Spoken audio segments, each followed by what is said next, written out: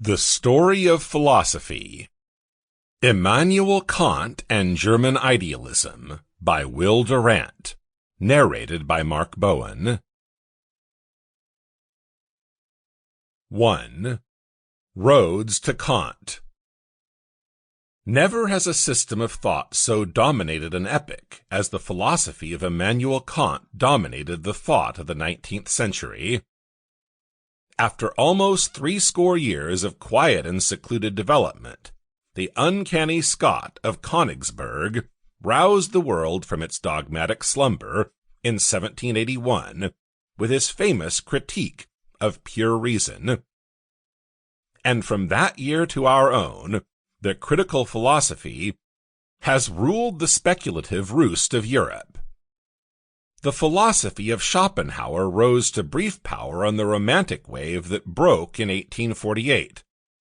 The theory of evolution swept everything before it after 1859, and the exhilarating iconoclasm of Nietzsche won the center of the philosophic stage as the century came to a close. But these were secondary and surface developments. Underneath them, the strong and steady current of the Kantian movement flowed on, always wider and deeper, until today its essential theorems are the axioms of all mature philosophy. Nietzsche takes Kant for granted and passes on. Schopenhauer calls the Critique the most important work in German literature and considers any man a child until he has understood Kant. Spencer could not understand Kant, and for precisely that reason, perhaps, fell a little short of the fullest philosophic stature. To adapt Hegel's phrase about Spinoza, to be a philosopher, one must first have been a Kantian. Therefore let us become Kantians at once. But it cannot be done at once, apparently. For in philosophy, as in politics, the longest distance between 2 points is a straight line.